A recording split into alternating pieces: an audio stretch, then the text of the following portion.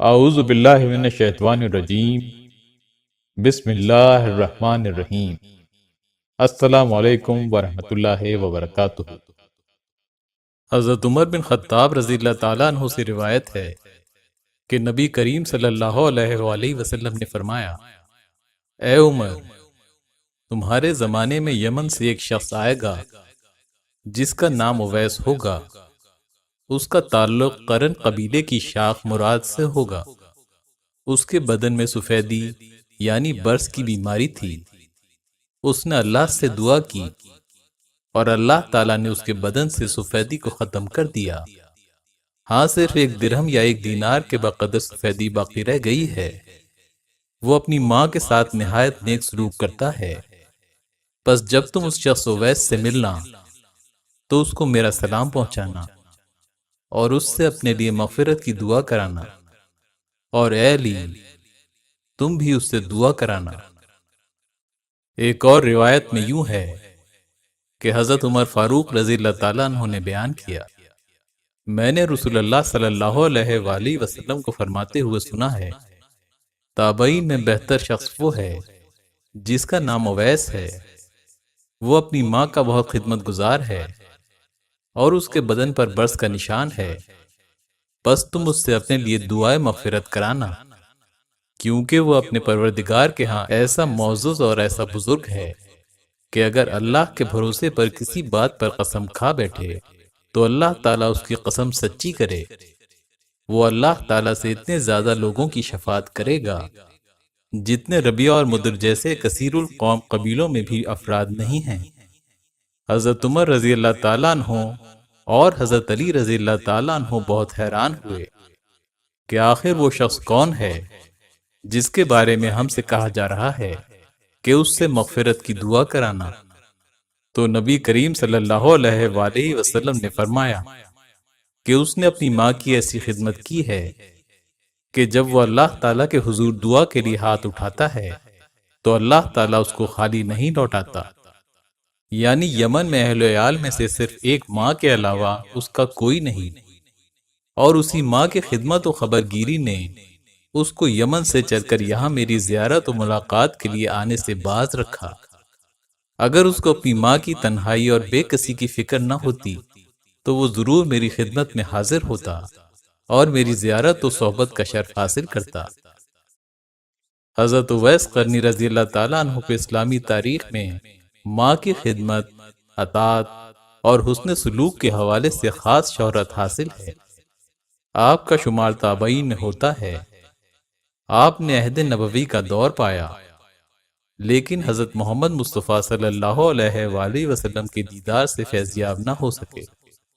اس کی وجہ یہ بیان کی جاتی ہے کہ وہ اپنی والدہ کے ضعیف اور نابینا ہونے کی وجہ سے انہیں چھوڑ کر سفر نہیں کر سکتے تھے، لیکن 2 جہانوں کے سردار حضرت محمد مصطفیٰ صلی اللہ علیہ وآلہ وسلم نے ان کی حضرت صلی اللہ علیہ وآلہ وسلم سے محبت اور ماں کی خدمت کو فریضہ بنانے کو خراج تحسین پیش فرمایا۔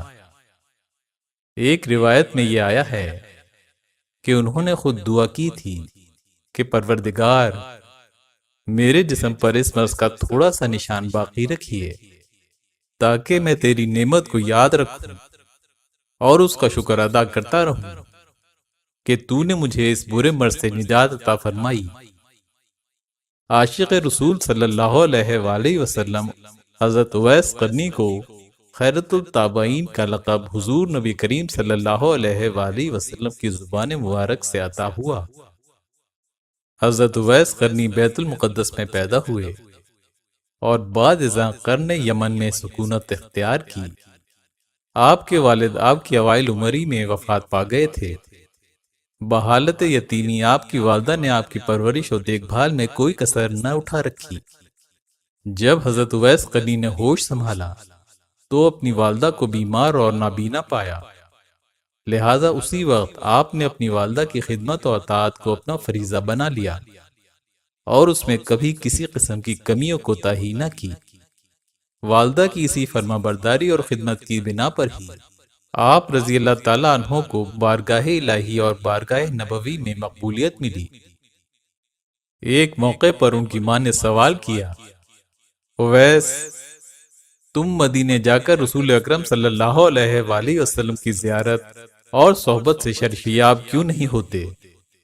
حضرت اویس قرنی رضی اللہ تعالیٰ عنہ نے جواب دیا، رسول اللہ صلی اللہ علیہ وآلہ وسلم کا ارشاد پاک ہے، ماں کے قدموں تلے جنت ہے، میں اس جنت کو کس طرح چھوڑ دوں؟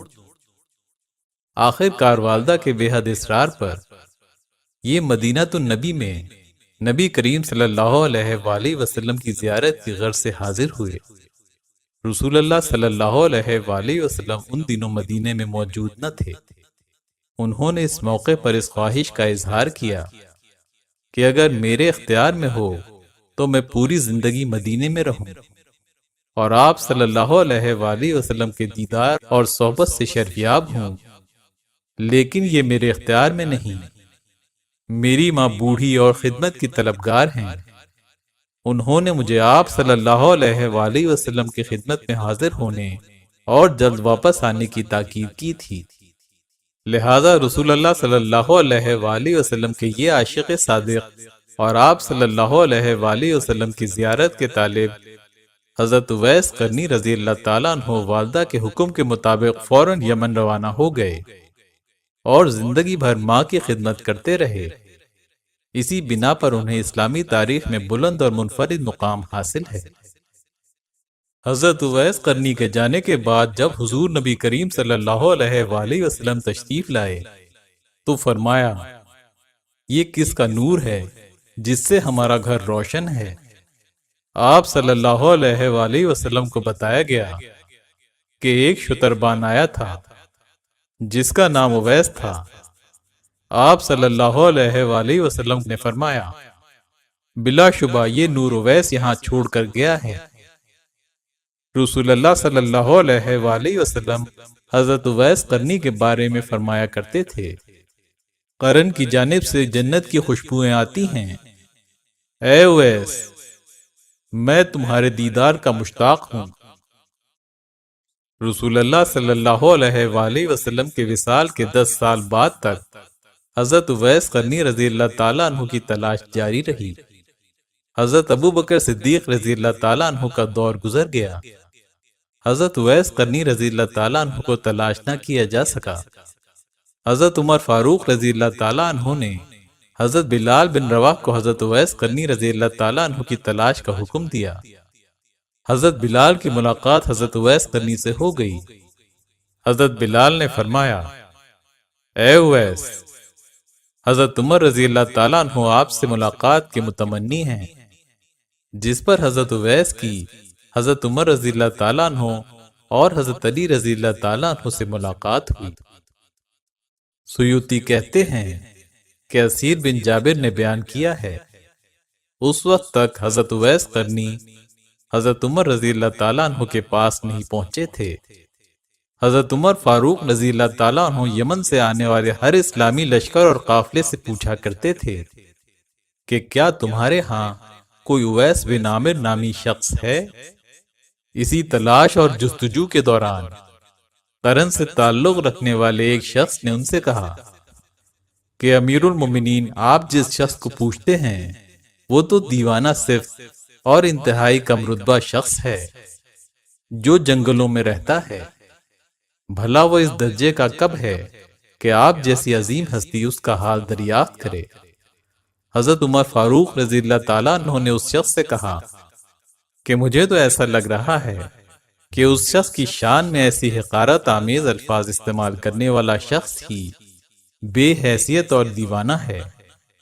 حضرت عمر رضی اللہ تعالیٰ عنہ نے فرمایا، بس وہی شخص میرا مطلوب ہے، جب تم قرن واپس جاؤ تو اس کو میرا سلام پہنچانا اور اس سے کہنا کہ مجھ سے ملاقات کرے، اور کہنا کہ رسول اللہ صلی اللہ علیہ وآلہ وسلم نے مجھے تمہارے تئیں خوشخبری دی ہے اور مجھے حکم دیا تھا کہ میں تم تک رسول اللہ صلی اللہ علیہ وآلہ وسلم کا سلام پہنچاؤں۔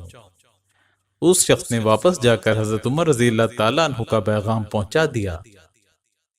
جب حضرت اویس قرنی دربار فاروقی میں پہنچے تو حضرت عمر رضی اللہ تعالیٰ عنہ نے ان سے پوچھا کیا تم اویس بن عامر ہو؟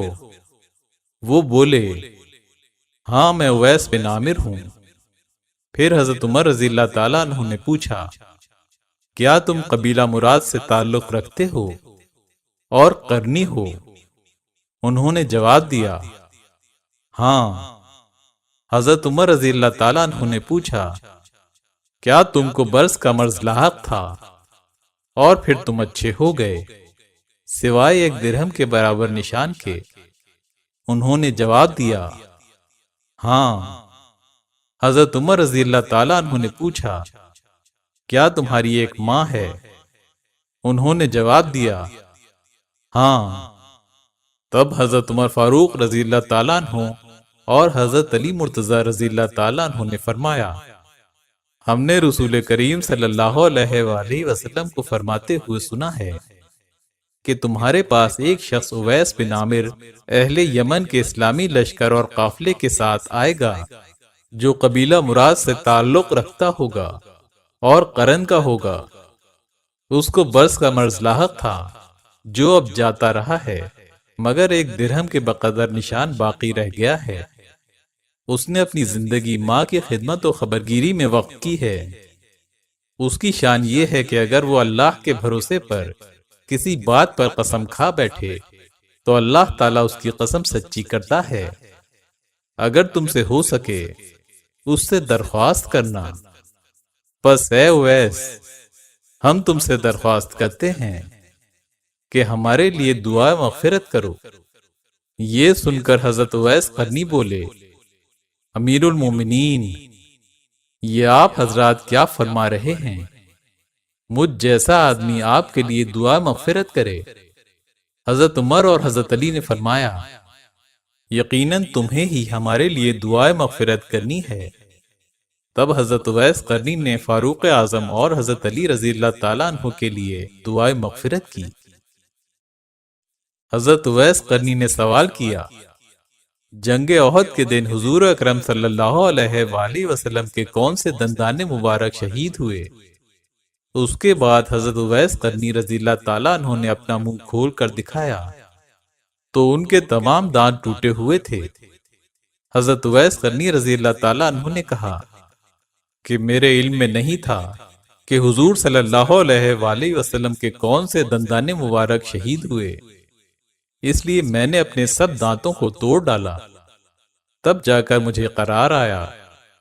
حضرت اویس قرنی رضی اللہ تعالیٰ عنہ کی یہ بات سن کر حضرت عمر فاروق رضی اللہ تعالیٰ عنہ اور حضرت علی مرتضی رضی اللہ تعالیٰ عنہ پہ رقت طاری ہو گئی۔ حضرت اویس قرنی نے درخواست کی اے امیر المومنین آپ سے بس اتنا چاہتا ہوں کہ آپ میری شخصیت اور میرے احوال کو پوشیدہ رکھیں اور مجھے یہاں سے جانے کی اجازت عطا فرمائیں۔ چنانچہ حضرت اویس قرنی نے ہمیشہ اپنے آپ کو چھپائے رکھا یہاں تک کہ جنگ نہاوند میں شہید ہوئے۔ ایک روایت کے مطابق جب حضرت اویس قرنی نے اپنے تمام دانت شہید کر دیے تو کوئی بھی سخت غذائیں نہیں کھا سکتے تھے۔ اللہ تعالیٰ کو حضرت اویس قرنی کی یہ ادا اور عشق رسول صلی اللہ علیہ وآلہ وسلم کا یہ انداز اس قدر پسند آیا کہ اللہ تعالیٰ نے ان کے لیے ایک خاص درخت پیدا فرمایا تاکہ انہیں نرم غذا مل سکے۔ منقول ہے کہ یمن میں اونٹوں کو بھیڑیے مل کر کھا جایا کرتے تھے، مگر حضرت اویس قرنی رضی اللہ تعالیٰ عنہ کے اونٹوں کی طرف رخ بھی نہیں کرتے تھے، حالانکہ آپ دن بھر اونٹوں کو چرتا چھوڑ کر عبادت الہی میں مصروف ہو جایا کرتے تھے، اور اونٹ بے خوف چرتے پھرتے اور ان کو کوئی غضب نہ پہنچتا کیونکہ فرشتے ان کی نگہبانی کیا کرتے تھے۔ ایک اور حدیث کے مطابق قیامت کے دن حضرت اویس قرنی رضی اللہ تعالیٰ عنہ کو اللہ تبارک و تعالیٰ یہ شرف عطا کرے گا کہ ان کی شفاعت سے لاکھوں لوگوں کو جہنم سے رہائی نصیب ہوگی۔ ان تمام فضائل کا سبب ماں کی خدمت اور اطاعت گزاری تھی۔ امید ہے ویڈیو آپ کو پسند آئی ہوگی۔ پسند آنے کی صورت میں لائک اور شیئر ضرور کیجیے۔ ہماری نئی آنے والی تمام ویڈیوز سب سے پہلے دیکھنے کے لیے ہمارا چینل سبسکرائب کیجیے اور بیل آئیکن پر کلک کیجیے تاکہ ہماری نئی آنے والی تمام ویڈیوز سب سے پہلے آپ تک پہنچ سکیں۔ اللہ تعالیٰ آپ تمام دوستوں کا حامی و ناصر ہو۔ اجازت دیجیے۔ اللہ حافظ۔